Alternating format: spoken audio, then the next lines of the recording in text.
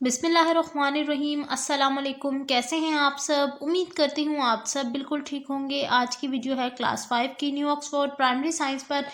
और बच्चों, आज की वीडियो में मैं आपके साथ यूनिट नंबर 4 एनवायरमेंटल पोल्यूशन इसकी रीडिंग शेयर करूँगी। बेसिकली आज हमने पेज नंबर 41 और 42 की रीडिंग आपके साथ शेयर करनी है। स्टार्ट करेंगे हम पेज नंबर 41 से, जो टॉपिक है बायोडिग्रेडेबल वेस्ट। तो आप सब बच्चे भी पेज नंबर 41 को ओपन कर लें। When a bird dies or a leaf fall off a tree, it eventually decomposes. जब कोई परिंदा मर जाता है या कोई पत्ता जो कि दरख्त से गिर जाता है, तो एट द एंड वो जो है क्या हो जाता है, डीकम्पोज हो जाता है, यानी उसके ऊपर डीकम्पोजिशन का प्रोसेस होता है। अब डीकम्पोजिशन क्या है वो नेक्स्ट लाइन में एक्सप्लेन किया गया है। This means that it is broken down by bacteria and fungi into simple components like water, carbon dioxide and plant nutrients. जिसका अब डीकम्पोजिशन का मतलब ये है कि उसके ऊपर बैक्टीरिया और फंजाई जो है अटैक कर लेते हैं और अटैक करके उसको छोटे छोटे पीसेस में डिवाइड कर देते हैं और उसको किस शक्ल में बदल देते हैं, पानी की शक्ल में या फिर कार्बन डाइऑक्साइड की या फिर प्लांट न्यूट्रिएंट की शक्ल में, यानी मिट्टी के अंदर वो एब्जॉर्ब हो जाते हैं। This is nature's own way of recycling material. ये कुदरत का अपना तरीका है किसी भी मटेरियल को रिसाइकल करने का, रीयूज करने का। We call such material biodegradable. हम ऐसे तमाम मटेरियल्स जो कि डिकम्पोज हो सकें उन्हें कहते हैं biodegradable material. The origin of many biodegradable material is the living thing such as plant और एनिमल। वो कह रहे हैं ज़्यादातर जो बायोडिग्रेडेबल मटेरियल है वो ज़्यादातर जानदार होते हैं, जैसे कि पौधे हो गए, जानवर हो गए। इनको ज़्यादातर ये जो है ये इजीली डिकम्पोज हो जाते हैं। इसके अलावा यहाँ पर देखिए लिखा हुआ है एग्जाम्पल में, जैसे लकड़ी, वुड, लीफ, पत्ते, कॉटन, कॉर्क यानी जो है कॉटन से मिलकर बना हुआ कोई ढक्कन, पेपर, कागज़ एंड वेजिटेबल स्क्रैप्स, और इसके अलावा जो है जितनी भी सब्जियां हैं उनका छिलके और बायोडिग्रेडेबल मटेरियल। ये तमाम जो है बायोडिग्रेडेबल मटेरियल के अंदर शामिल होते हैं। अच्छा बच्चों, ये जो है आपने क्या करना है, अगर आपके पास क्वेश्चन आ जाए कि व्हाट इज़ बायोडिग्रेडेबल वेस्ट, तो तब आपने डेफिनेशन इसकी लिख देनी है और साथ ये वाली एग्जाम्पल्स पुट कर देनी है। ये सारी जितनी भी हैं ये सारी एग्जाम्पल्स हैं। नेक्स्ट पेज पर चलते हैं जिसमें है नॉन बायोडिग्रेडेबल मटीरियल या waste. Not all waste products are biodegradable.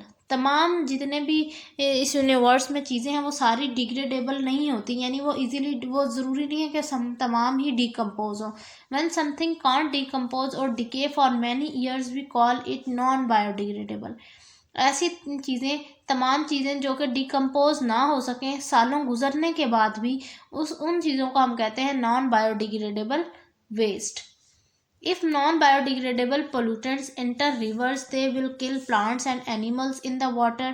अगर ये नॉन बायोडिग्रेडेबल चीज़ें जो हैं ये सारी समंदर में गिरा दी जाएं तो समंदर में रहने वाले पौधे और जानवर वो तमाम जो है वो ख़त्म हो सकते हैं, यानी वो मर सकते हैं।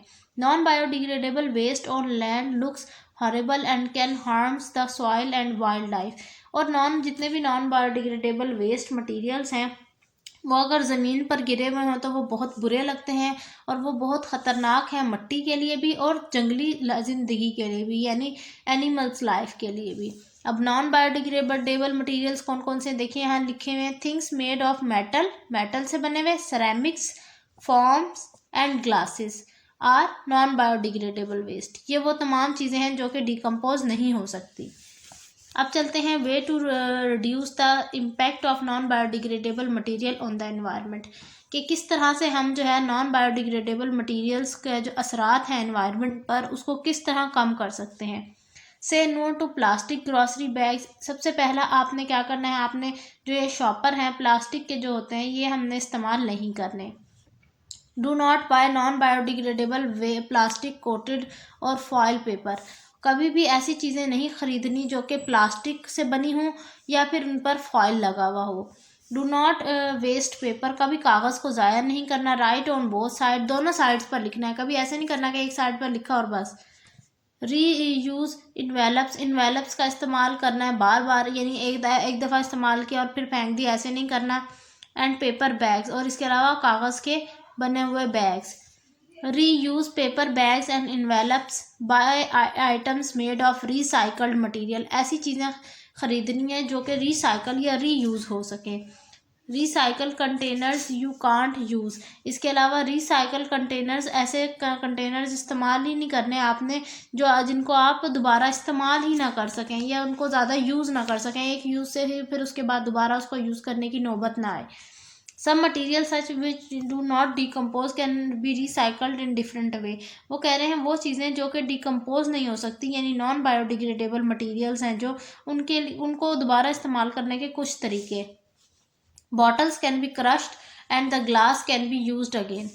तमाम जो बोतलें हैं उनको जो है थोड़ा उनको क्रश किया जा सकता है, उनको छोटे छोटे पीसेस में कन्वर्ट किया जा सकता है और उनको दोबारा इस्तेमाल भी किया जा सकता है इस तरीके से। Newspaper and other kind of paper can be pulped and made into card and cardboard.